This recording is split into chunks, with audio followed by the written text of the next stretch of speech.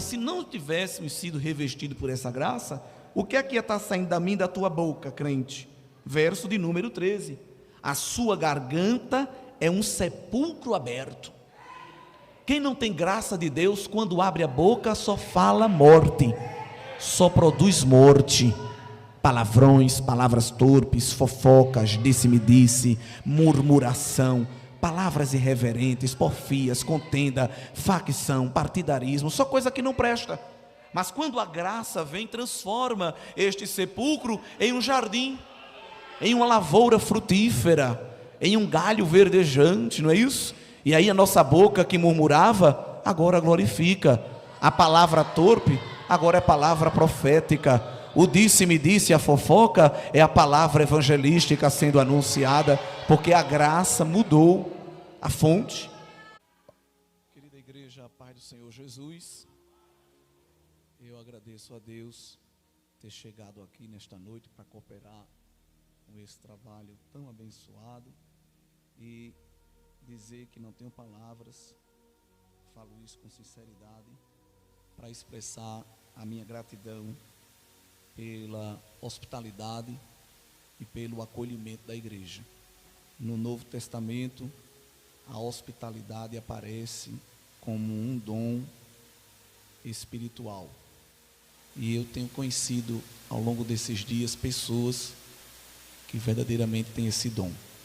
Que Deus abençoe nosso pastor, e o ministério, a liderança deste trabalho e todos os irmãos e irmãs que o Senhor tem permitido a gente interagir em comunhão nesses momentos tão ricos. O tema que foi lido em Romanos 8, no Cântico da Vitória, é um tema doutrinário, bem doutrinário. A doutrina da justificação, o ensino bíblico sobre o tema da justificação, que por muitos séculos foi negligenciado, esquecido pela igreja romana, desembocou na prática das indulgências, onde se cria que alguém pagando uma taxa podia se tornar gentil, né? Indulgência significa isso, se tornar gentil a Deus através da compra de algo que ia atenuar ou mesmo livrar alguém da punição do pecado. Algo completamente inverídico e equivocado. Deus usou Lutero, nós conhecemos bem a história, e através da aproximação das Escrituras e pela iluminação do Espírito Santo, Deus usou aquele homem para trazer de volta a clareza sobre o ensino da doutrina da justificação, que foi um divisor de águas na vida da igreja. E de vez em quando Deus usa os seus servos para nos lembrar esse tema, porque às vezes a gente esquece que realmente tudo que envolve a salvação de Deus em nossas vidas é fruto, é produto da graça. Por vezes a gente, na nossa religiosidade, nos nossos anos de crente, parece que a gente vai adotando alguns outros critérios pelos quais Deus tem a obrigação de nos abençoar. E por isso temos que voltar de vez em quando às Escrituras para lembrar algumas verdades absolutas de Deus. E esse capítulo 8 de Romanos é um dos capítulos onde Paulo explica mais essa doutrina da justificação. Romanos é o tratado soteriológico, não é? A carta aos Romanos é o livro da Bíblia que mais esboça com detalhes profundos a teologia da salvação. E aqui no capítulo 8 há uma riqueza de temas. Paulo mostra que em Deus nós temos justificação, libertação, somos escolhidos, desfrutamos do seu amor, temos comunhão. Ele começa o capítulo dizendo que em Deus não há nenhuma condenação, e encerra o capítulo no verso 39 dizendo que em Deus não há nenhuma separação. Então Deus não só nos livra da condenação, como nos livra também da separação, porque Deus não quer somente que a gente seja salvo, Ele quer que a gente se relacione com Ele, não é? Não adianta ter o título de salvo se não tem intimidade com Deus, porque Deus não salva uma multidão de desconhecidos, Deus salva uma multidão para se relacionar com ela, porque o Deus da Bíblia é Deus de relacionamentos. Por isso que uma das bênçãos da salvação, que Cristo nos dá através do Espírito é a adoção, é o direito de nós sermos também chamados de filhos, não é? O judeu da gema não chama Deus nem de pai, chama Deus de eterno, e a igreja ganhou esse privilégio de chamar Deus de pai, e no aramaico ali, Paulo nos ensina que a gente pode chamar ele até no diminutivo, painho, numa linguagem nordestina, mostrando que nós temos uma intimidade mesmo, não é libertinagem, é intimidade que a gente conquista através do Espírito. Mas, irmãos, o que é isso, justificação? A palavra vem da raiz justiça, e a justificação está embasada na justiça de Deus. Um dos atributos morais de Deus é que Ele é justo. Esse é um atributo que Ele quer partilhar com o homem. É um dos atributos que os teólogos chamam de comunicáveis, não é? Deus quer que a gente também seja. Quando a gente fala de justiça, principalmente a brasileira, a gente vai ver muita distorção. Parece que o prato da justiça está furado, a venda está rota, né? As cordas da balança estão ruídas, e a gente está vendo o direito sendo pervertido em muitas instâncias. Mas a justiça de Deus, ela é plena, ela é completamente perfeita, porque ela anda junto com a santidade de Deus, não é isso?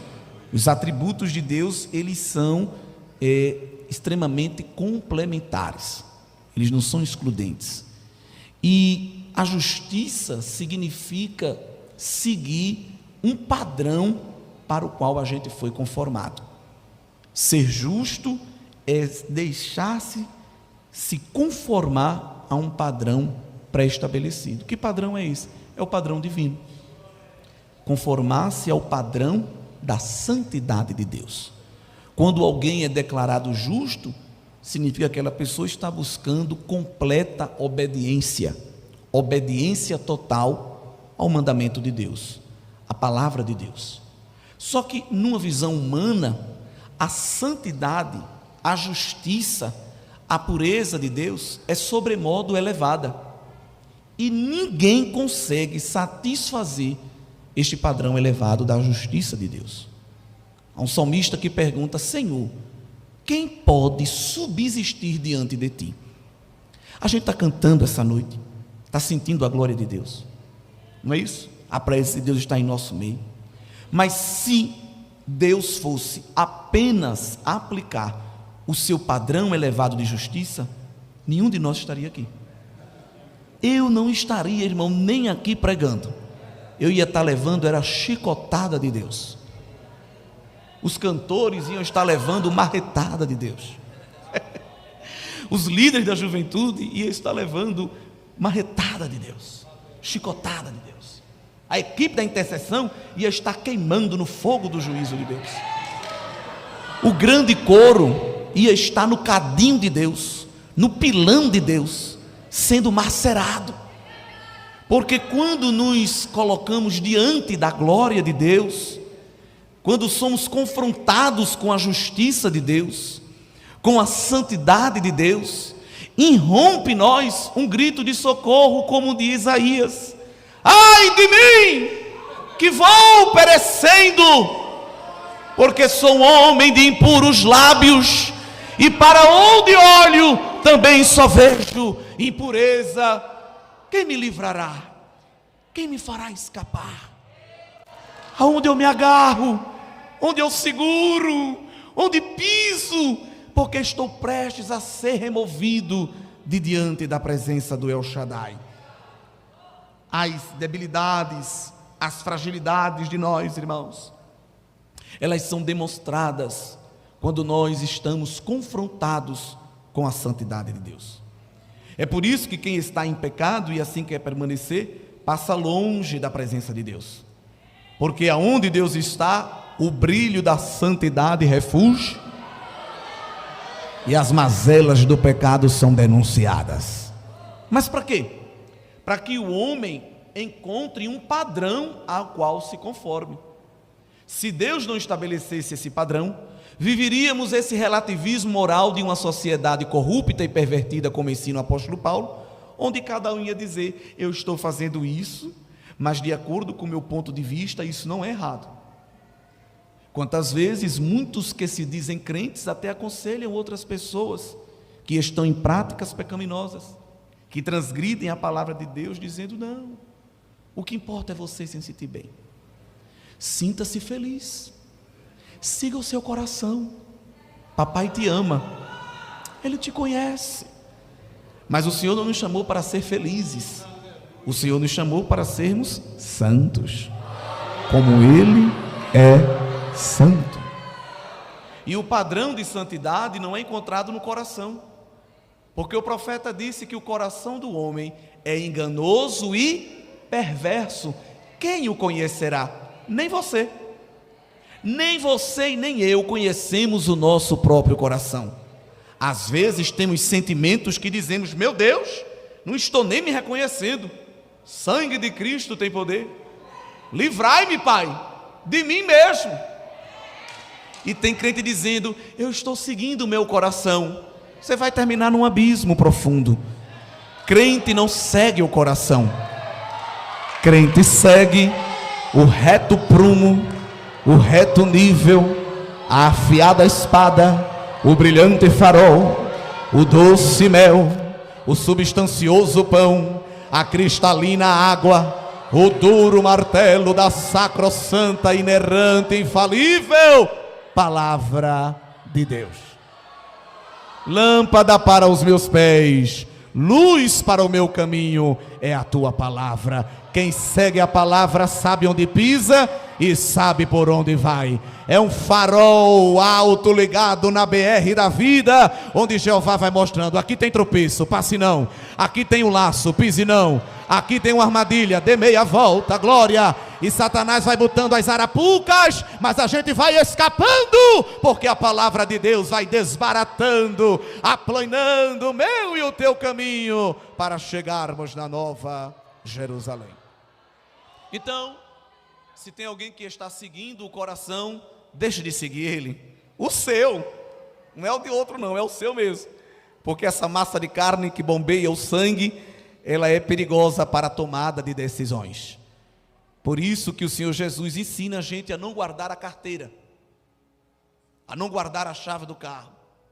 Ele ensina a gente a guardar o nosso coração, porque dele procede as saídas da vida, mas de um coração que está conformado ao padrão da santidade de Deus. E a justiça de Deus, irmãos, é a execução da sua santidade. Deus é justo e é santo e é justo, e quer que nós também sejamos santos e justos. Só que nós não conseguimos alcançar esse padrão de justiça e de santidade sozinho. Romanos 3, eu queria citar vários textos aqui essa noite. Romanos 3 e verso 10. Que coisa forte. Não há um justo, nem um sequer. Não há ninguém que entenda. Não há ninguém que busque a Deus. Citando um salmo, Paulo mostra que nós estamos aqui, não é porque a gente é alguma coisa boa, porque a graça nos atraiu, o Senhor nos amou com amor eterno, nos atraiu com benignidade e nos trouxe para posições espirituais onde nós estamos, e podemos encher um templo desse com uma adoração que é agradável ao Pai. Mas se não tivéssemos sido revestidos por essa graça, o que é que ia estar saindo da minha e da tua boca, crente? Verso de número 13: a sua garganta é um sepulcro aberto. Quem não tem graça de Deus, quando abre a boca, só fala morte, só produz morte. Palavrões, palavras torpes, fofocas, disse-me-disse, murmuração, palavras irreverentes, porfias, contenda, facção, partidarismo, só coisa que não presta. Mas quando a graça vem, transforma este sepulcro em um jardim, em uma lavoura frutífera, em um galho verdejante, não é isso? E aí a nossa boca que murmurava, agora glorifica. A palavra torpe, agora é palavra profética. O disse-me-disse, a fofoca, é a palavra evangelística sendo anunciada, porque a graça mudou a fonte. A água não é mais barrenta, é cristalina. Não é mais um esgoto, é um canal que transmite as águas cristalinas do ribeiro de Deus, mas foi a graça. Se não fosse a graça, a gente não tinha motivo para cantar, não tinha força para pregar.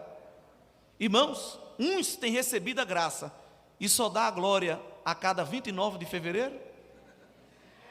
Para levantar a mão ele tem que ser ameaçado. Entende? Ameaça pentecostal que a gente faz no culto. Irmão, dê glória, se não, olha, você ameaça.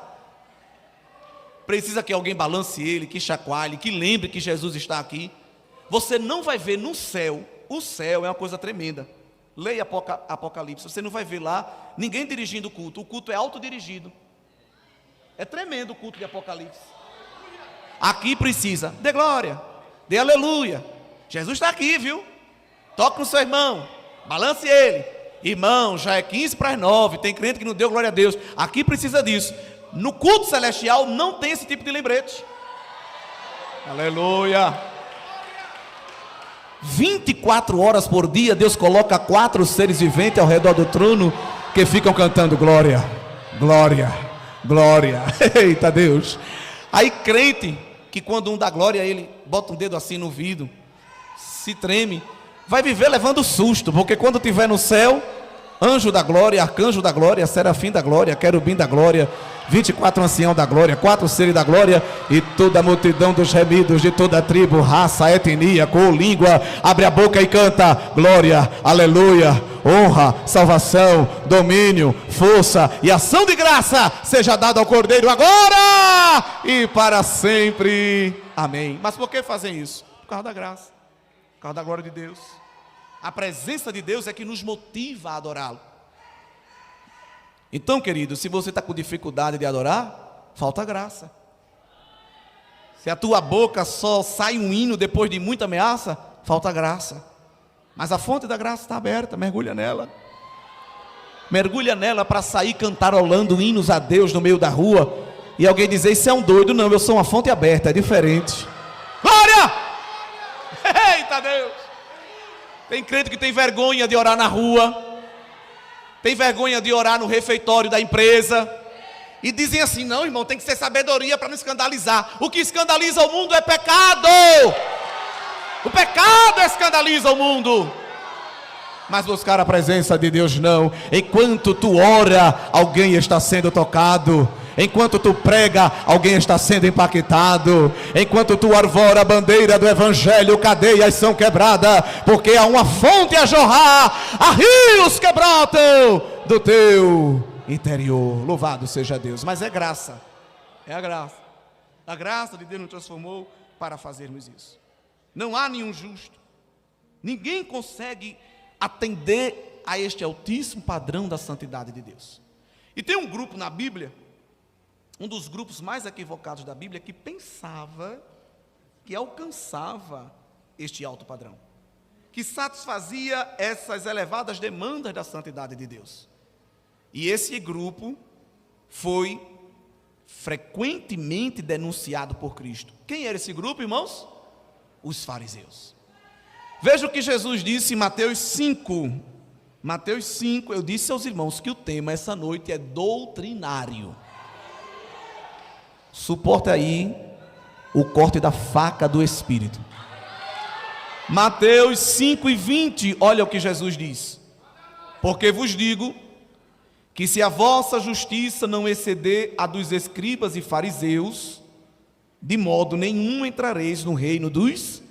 Jesus humilha os fariseus, porque os fariseus achavam que seguiam um alto nível de justiça.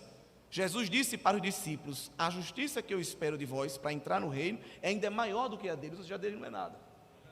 Porque a justiça deles estava baseada em um padrão de religiosidade. Eles acreditavam que ao cumprir os 613 mandamentos da Torá e mais a tradição do Talmud, eles seriam aptos a entrar no reino. E Jesus, irmão, quando é para elevar a estima de alguém, ele eleva, mas também quando é para abaixar, ele derruba até o subsolo. Porque para esses religiosos que achavam que eram justos, ele disse, as prostitutas e os publicanos, ou seja, os ladrões de colarinho branco, vão entrar primeiro do que vocês no reino dos céus. Foi um escândalo para eles. Um escândalo terrível. Eles não suportavam isso, porque eles pensavam que atingiam esse alto padrão moral. E Jesus vai denunciar também contando uma historinha, que a gente chama de parábola. Veja aí Lucas 18, essa daqui é tremenda. Jesus falando sobre oração. Ele vai escolher dois personagens. Lucas 18, verso 10, 2 homens subiram a templo a orar, um fariseu e outro publicano. 2 grupos diametralmente opostos. Jesus diz que o fariseu orava em pé e dizia assim: ó Deus, graças te dou porque não sou como os demais homens, roubadores, injustos e adúlteros, nem ainda como este publicano. O fariseu se colocava numa posição de superioridade que acima dele só Deus. E olhe lá. Alguns estudiosos dizem que esses fariseus oravam no pátio do templo, em voz alta, cabeça erguida e mão para cima, para quem passasse dissesse: olha, está orando, homem de Deus, homem de oração. Por outro lado, o publicano chegou, e aí o publicano ora também em pé, mas o verso 13 diz: de longe. Alguns pensam que se escondia até atrás das colunas para não ser visto. Enquanto o fariseu levantava a mão para o céu e fazia a sua oração dizendo: eu sou um homem justo mais do que todos estes, o publicano abaixava a cabeça, não se achando digno nem de olhar para o céu, e fazia uma oração muito curta, batendo no peito: ó Deus, tem misericórdia de mim, sou homem pecador. O fariseu apresentava o relatório: Deus, jejuo 2 vezes por semana, tenho todas as camisas do DEJAD, tenho todas as lições da EBD desde que era preto e branco, pode chamar o tesoureiro, meu dízimo está lá todo mês, pastor nunca pediu minha credencial para me disciplinar, estava no lançamento da pedra fundamental deste tempo, aliás, o evangelho só é evangelho no Rio Grande do Norte, graças a mim, pai. Tem crente assim dentro da igreja? Tem. Quem é fariseu? Um grande teólogo deu uma definição que eu gosto. O fariseu é aquela pessoa que faz a coisa certa com a intenção errada. Isso é o fariseu. Você vai cantar hoje lá, vou, minha filha, porque se eu não cantar, tu sabe, né? Todo mundo erra. Meu filho, você pode dar uma palavra para a gente? Claro que sim. Afinal de contas, eu não vou deixar o povo sem alimento. Eu estou até pensando em entregar o departamento, mas eu não vou entregar, porque se eu sair, se acaba. Ele compete com Cristo a posição de pedra angular, de rocha de esquina. Oh Deus, tadinho, tadinha, não sabe nem o que é, aleluia. Quando Deus olha para o homem soberbo, o salmista diz que ele resiste. A palavra ali significa: Deus faz de conta que ele não existe. Deus trata com indiferença. Mas quando o mais sujo, o mais impuro, o mais terrível pecador se prostra, se derrama, se quebranta, dizendo: Pai, eu não sou digno de estar na tua presença. Não era nem para eu estar aqui, mas a tua graça me trouxe. O guindaste da misericórdia me atraiu. Eu sei que estou destinado à morte, mas tem misericórdia. Estende a tua mão. Olha o Pai levantando do trono, estendendo a mão e dizendo: recebe a minha graça. Eu te levanto, eu te sustento, eu te tiro do lodo, eu te tiro do pó, eu te tiro do monturo, eu te tiro do lixo, te faço assentar em cadeira de príncipe, coloco veste real, na tua boca um novo cântico, sobre a tua face o óleo do meu espírito, no teu caráter a marca do meu filho. E o diabo que ia te acusar chega atrasado, porque a graça chegou primeiro e lavou as nossas vestes com sangue carmesim. Quando o diabo aponta o dedo e diz: cadê o pecado que estava aqui? Deus brada do trono e diz: o sangue do cordeiro lavou. Aleluia. Era para estar lá fora, mas estamos no Santo dos Santos. Éramos para estar sentado no monturo de lixo do pecado, mas estamos assentados nas cadeiras celestiais, nos lugares espirituais com Cristo, porque a graça dele nos atraiu. Louvado seja Deus. Então, irmão, tudo que a gente fizer na igreja, seja tributado ao Senhor. Tudo que a gente empenhar no reino, seja tributado ao Senhor. Às vezes há dois grupos na igreja. Há o humilde, é um termo que eu criei, que é alguém que quer ser mais do que humilde. Ele é humilde, ele é tão humilde que ele deixa de ser humilde. Porque a humildade é aquela virtude que você perde quando sabe que tem. Sabia disso? Não é isso? É aquela pessoa que você diz: irmão, você prega também? Não prego não, irmão. Irmão, você canta também? Canto nada, eu sou um gasguita. Irmão, você é um de Deus? Sou não, irmão, sou o pó da terra. É um excesso de humildade. E tem aquele que tem um excesso de autoconfiança que vira alta confiança. Altíssima. Irmão, você prega? Não, eu prego mesmo. E hoje eu nem preguei muito, viu? Aleluia. Mas o Senhor não nos quer em nenhum desses extremos. Irmão, você é uma bênção, minha filha, é a graça de Deus na minha vida. Irmão, como você é usado por Deus, vá orando por mim, para Ele continuar me usando, porque eu nem sei porque Ele me usa, é a graça dEle. É isso, é isso. Não precisa dos extremos. E Cristo sabia que o Pai queria eleger para si uma multidão de justos. Mas como? Quem ia se apresentar diante de Deus? Quem ia levantar a mão e dizer: Pai, conte comigo, estou pronto? É por isso que no plano eterno, Deus enviou o seu Filho para ser esta figura justa e justificadora. Porque senão nós teríamos uma multidão de templos vazios, que ninguém ia ser digno de comparecer no átrio santo. E aí, ao longo das Escrituras, vai sendo apresentado o reino do Messias, que é um reino de justiça e paz. Porque só há paz onde há justiça. E essa justiça não é a justiça do fórum, no sentido de ganhar alguma causa, embora que Jesus advogue também as nossas causas terrenas, mas essa justiça é satisfazer a justiça da santidade de Deus. O reino de Cristo é um reino que satisfaz a santidade de Deus, a justiça que Deus exige. Porque algumas pessoas pensam que porque Deus também nos dá a graça, Ele nos deixa à vontade para a gente fazer o que quiser. E a graça de Deus não é um critério para libertinagem. Paulo diz: porque nós temos a graça, agora vamos pecar à vontade? De maneira alguma. Porque a graça nos livra do poder do pecado. O pecado não nos domina. E a graça não nos torna libertinos, nem legalistas. A graça nos torna livres, libertos.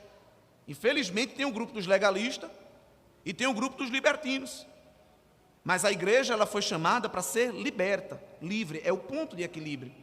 E essa liberdade está em Cristo, que vem trazer um reino de justiça, de equidade, um reino de paz, o grande Messias. Um dos nomes de Cristo no Antigo Testamento é Senhor, justiça nossa. Justiça nossa, porque nós não temos a nossa própria justiça. Só falando de Israel, quando Deus vai falar e dar o diagnóstico acerca das obras de Israel, os irmãos conhecem esse texto? Deus, irmão, não mede palavras para humilhar Israel. Veja lá Isaías capítulo 64, que enquanto você lê o texto, Deus fala com você e trata com o seu interior. Israel achava que era alguma coisa, e lá em Isaías 64, verso 6, o Senhor diz: mas todos nós somos como o imundo, usando o profeta Isaías, e todas as nossas justiças como trapo da imundícia, e todos nós caímos como a folha, e as nossas culpas como um vento nos arrebatam. Trapo de imundícia, ou pano de sujidade, para os irmãos saberem aqui no original, eram os panos menstruais. Veja como Deus fala algo chocante, dizendo para Israel: as vossas melhores obras para mim não são nada. Mas na graça de Deus, através do sacrifício de Cristo, Deus tem uma veste para colocar em nós. Porque nós estamos nus muitas vezes como a igreja de Laodiceia, despida das vestes de salvação, despida das vestes de justiça. E Deus sabe que nenhum estilista terreno Nenhum alfaiate terreno consegue providenciar vestes espirituais para nos achegarmos diante dele. É por isso que, de maneira profética também, Isaías vai profetizar. Volte aí ao capítulo 61 e o versículo de número 10 e 11. Regozijar-me-ei muito no Senhor, a minha alma se alegra no meu Deus, porque me vestiu de vestes de salvação. E Deus, que não economiza na graça e na misericórdia, ainda por cima me cobriu com um manto de justiça, como noivo que se adorna com atavios e como noiva que se enfeita com as suas joias. Então Deus não só nos deu essas vestes novas de salvação, vestes brancas, lavadas pelo sangue do Cordeiro e alvejadas pela água da palavra de Efésios 5, como também coloca em cima de nós um manto de justiça. Então, quando Deus olha do céu para a terra, ele já vê o manto da justiça de Cristo nos cobrindo. Louvado seja Deus. Então toda sentença é anulada. Por isso que Cristo tem o sangue precioso que é derramado na tampa do propiciatório. Isso é tremendo, não é? Porque na tampa do propiciatório o sumo sacerdote aspergia com o dedo o sangue de um animal inocente, para que a ira de Deus fosse abrandada, e quando Deus olhasse para a terra não visse o pecado, mas visse aquela cobertura de sangue. Porque o sangue de Cristo não é um tapete onde se coloca, onde se esconde a sujeira. O sangue de Cristo é esta cobertura que não cobre escondendo, cobre limpando. É coisa tremenda. Cobre anulando, cobre destruindo, extirpando. Então, se o diabo, se é que ele tem dedo, fosse lá levantar esse manto e dizer: cadê o pecado? Jesus diz: você chegou de novo atrasado, porque aonde o meu sangue bate limpa, aonde o meu sangue chega liberta. Louvado seja o Pai que derramou este sangue precioso. Tem sangue no umbral da tua casa. É por isso que a morte não te traga. É por isso que o feitiço não pega em tu. Não é cerca elétrica não, irmão. Não é pitbull nem rottweiler. Não é guarda-costa não. Porque a seta do diabo não respeita a cerca elétrica, nem ronda motorizada. Agora, quando ele chega na casa e vê a marca do sangue do Cordeiro, tem tanto crente bobo pensando que é alguma coisa, que tem alguma coisa, e é um desprotegido, uma desprotegida, perdeu a blindagem espiritual por causa da religiosidade. Mas quando nós estamos envolvidos na graça, quando estamos movidos na graça, Ele coloca este sangue e blinda a nossa vida contra o inferno, contra as potestades, porque a sua graça também tem proteção espiritual. No sangue de Cristo tem perdão, e no sangue de Cristo tem proteção contra todo mal. A tua casa está escondida neste sangue precioso. Aleluia, glória. É essa veste de salvação que o Senhor tem nos vestido. Glória a Deus. E com essas vestes de salvação e com estes adornos espirituais, nós agora podemos chegar, sentar na sala do banquete. Aleluia. Porque Cantares diz: levou-me para a sala do banquete. O noivo trazia a noiva para a sala do banquete, prepara a mesa e diz às suas ovelhas: vai comendo o meu pasto verde, vai bebendo as minhas águas tranquilas, mas tem um lobo rosnando lá fora, se preocupe não, o aprisco está murado com muralha de fogo. Glória. Alabara, sobrinara, xeremecante, alforga. Mas tem uma seta apontada, pai, se preocupe não, eu sou muro de fogo ao teu redor. É a seta vindo e sarimicando a súbria e chamuscando no fogo do meu juízo, porque eu vou desfazendo todo mal. Mal invisível e visível o Senhor está desfazendo aqui esta noite. Tem crente sendo atormentado por ameaças espirituais, mas olha somente para o noivo dentro da sala do banquete, porque as guerras externas Ele está neutralizando por amor da tua alma. Glória a Deus. O Senhor cuida. Há um cuidado de Deus para nós. Mas não porque merecemos, tão somente porque Ele agradou-se de nós. Qual foi o requisito? Qual foi o critério? O que é que tínhamos para apresentar? Ah, meu pai era crente, minha mãe era crente, eu sou filho do vizinho, do conhecido, do pastor. Nada demais, com todo respeito. Não serve. Ninguém satisfez a elevada justiça de Deus. Ninguém satisfez as demandas altíssimas da santidade de Deus. Só o Filho. Porque o Filho em tudo foi tentado, em tudo foi provado, mas nele não se achou pecado. Davi cantando disse: não permitirás que o teu santo veja corrupção. Cristo não pecou, e a morte ficou rondando o corpo 3 dias para tentar tragar com um aguilhão. Só que a autorização para a morte tragar um corpo, ela entra pela brecha do pecado. Não é isso? Paulo ensina também a carta aos Romanos, que é o pecado que permite que a morte consuma um corpo, como punição da lei.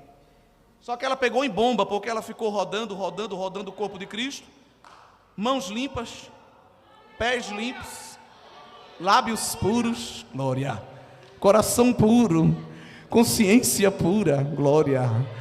Ele não tinha pecado, do dedo mindinho ao cabelo da cabeça, a morte pegou a bagagem e foi embora, e o Pai removeu a pedra e disse ao Cordeiro: ressuscita como leão vitorioso, aleluia, vai pegar a herança da salvação. Só numa visita que Jesus fez no inferno, para pegar a chave da morte e do inferno, uma multidão já foi ressuscitada. Porque Jesus, irmãos, por vezes não precisa nem falar, só em chegar já opera. Glória! Em Gadara foi assim. Ele foi dirigir um culto de libertação. E culto de libertação de Jesus não é com sal grosso, com sabonete de descarrego, com feijão do milagre, nem com galho de arruda. Culto de libertação de Jesus é com pregação da palavra. Essa noite é um culto de libertação. A palavra está sendo pregada, tem crente sendo liberto. Só que Jesus nem começou o culto, só foi chegando, nem fez oração inicial, nem cantou o hino congregacional. Tem culto que a gente faz oração, canta o hino congregacional, canta a banda, faz jogral, dramatização, xinga o povo para dar glória e não acontece nada. Mas quando Jesus está, só está chegando, o inferno já está tremendo. Só em chegar em Gadara, os demônios já foram perguntando: o que é que nós temos contigo, ó Cristo, Filho do Altíssimo? Porque até demônio adora, até demônio sem querer adora, chamando Jesus de grande, glória.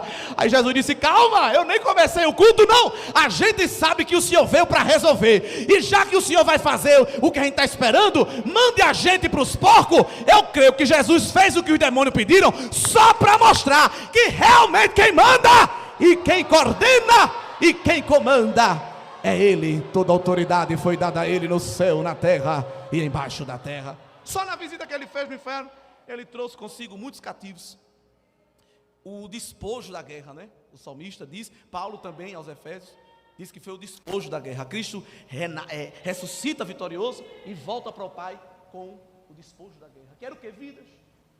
Cristo vai mudar até a localização geográfica do estado intermediário dos santos aguardando a ressurreição. Jesus é Jesus, irmão. Ele muda até a geografia das coisas. Glória a Deus. Se você puder pagar um plano funerário, um caixão com ar-condicionado, um túmulo com porcelanato, o dinheiro é seu.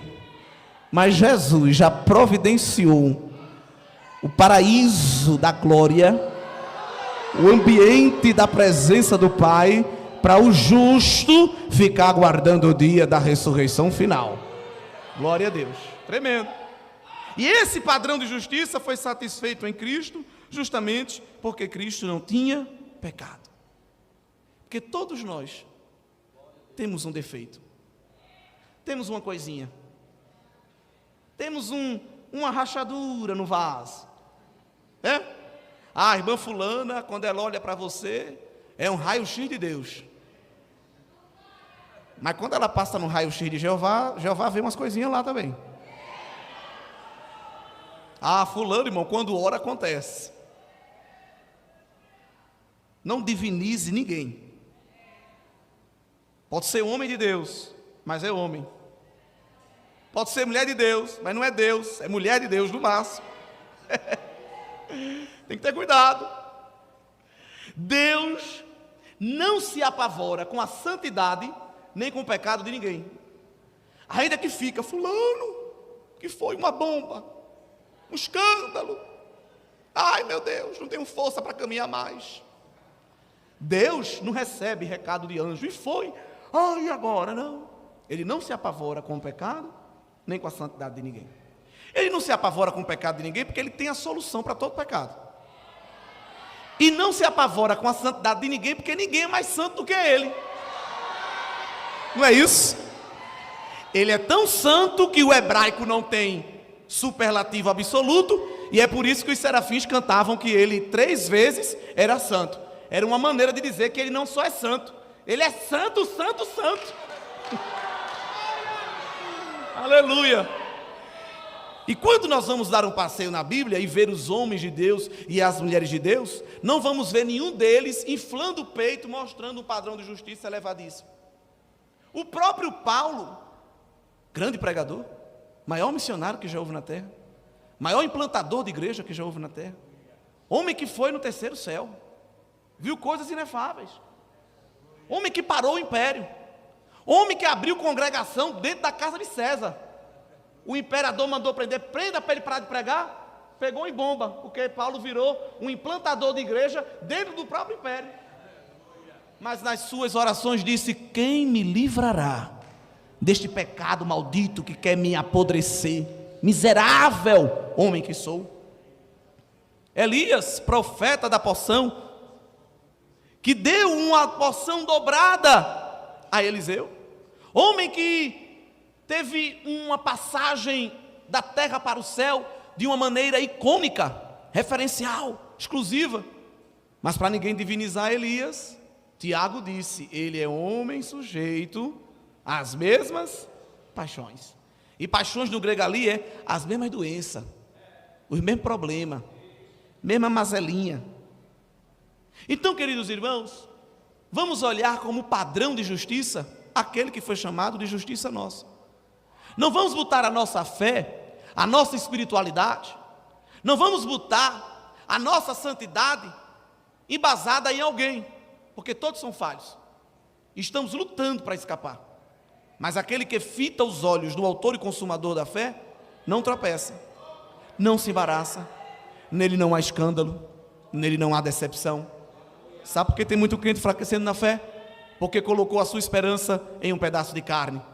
Ah, fulano é crente, e quando derrapou, eu não consigo mais. Mas quem olha para o sol da justiça, a brilhante estrela da manhã, ela nunca é eclipsada, aleluia, vai vencendo de graça em graça, vai crescendo de glória em glória, até chegar na vida eternal. É por isso que o apóstolo Paulo escreve tudo isso, mostrando que na verdade o desejo de Deus é que nós atinjamos esse padrão de justiça, mas não baseado em ninguém, baseado tão somente em Cristo, porque o único que pode nos justificar é Deus. E a justificação, já chegando na conclusão desta breve reflexão, é diferente da santificação. A santificação, Deus opera em nós, a justificação é fora de nós. A justificação é no tribunal de Deus, é um ato forense, no fórum divino. A justificação vem primeiro, a santificação vem depois. Nós não somos santos para se tornar justo. Nós somos justos para nos tornar santos. A santidade é filha da justificação. A primeira etapa da salvação, após a regeneração, é a justificação. E o que é a justificação, trocando em miúdos? É todos nós, no tribunal de acusação, com a sentença da morte pronta, mas Cristo se levantando e dizendo ao Pai: eu estou disposto a trocar de lugar. Com quem? Com este mais miserável pecador. Sou sem pecado, vou ficar na posição dele de pecador. Ele, ela, este é o mais miserável pecador. Coloca na minha posição de inocente. E o Pai nos dá a sentença agora nova. Te declaro justo. Aí esse justo não fica de peito inchado. Quando se encontra com outro justo, eita varão, justificado agora, né? Rapaz, fala baixo. Não era nem para eu estar aqui. Se tu soubesse o meu caminho, se tu soubesse o que eu falava, o que eu via, com quem eu andava, o que eu fazia, eu não sei o que ele viu em mim, em você nada. Ele viu o manto da justiça do Filho. Glória a Deus. Deus está anulando todo espírito de condenação na tua mente. O diabo está querendo cirandar na tua mente, colocando novamente sentimento de culpa, mas o Senhor está te blindando esta noite com o manto da justiça e dizendo: sou eu quem justifico, sou eu que anulo a condenação. Ei, irmão, Deus não tem cofre nem carro forte para guardar dossiê de passado de crente.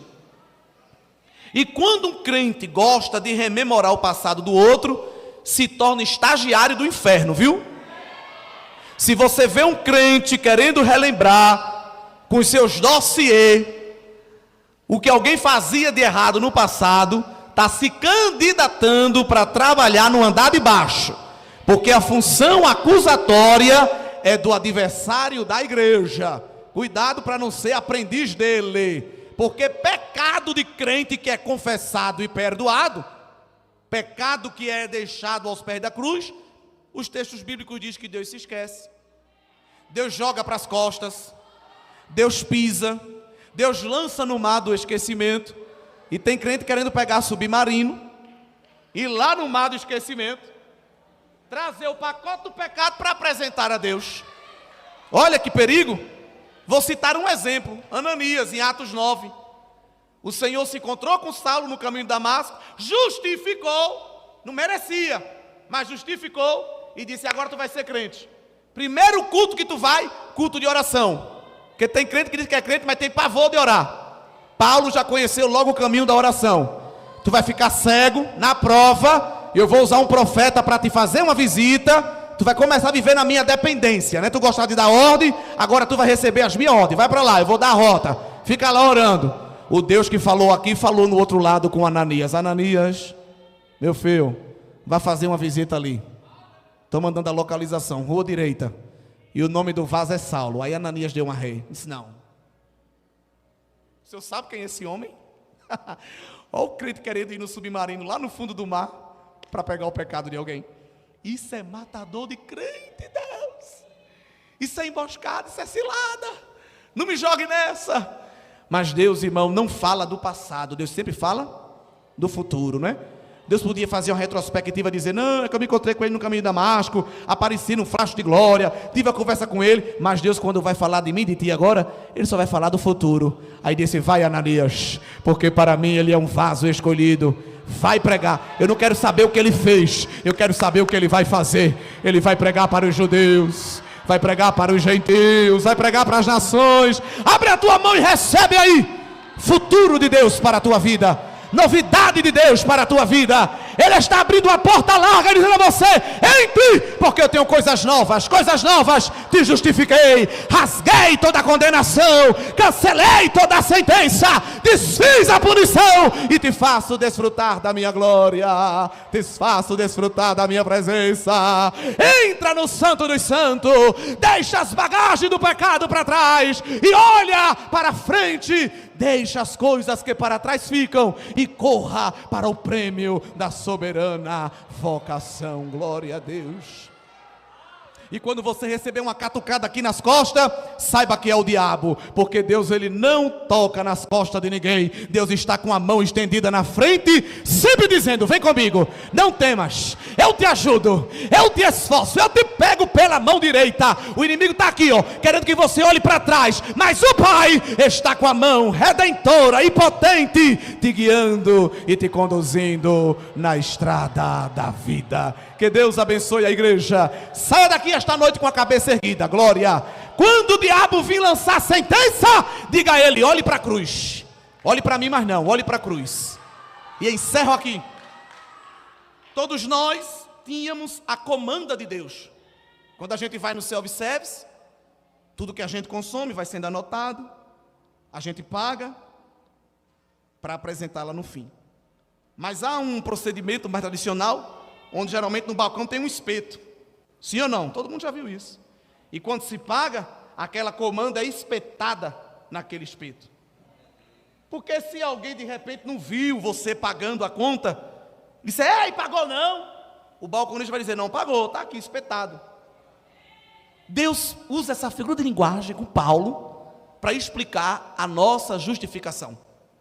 Ele pegou a comanda, a promissória, que tinha os meus e os teus débitos, eram muitos, tinha muitos riscos, tinha muitos itens, aleluia.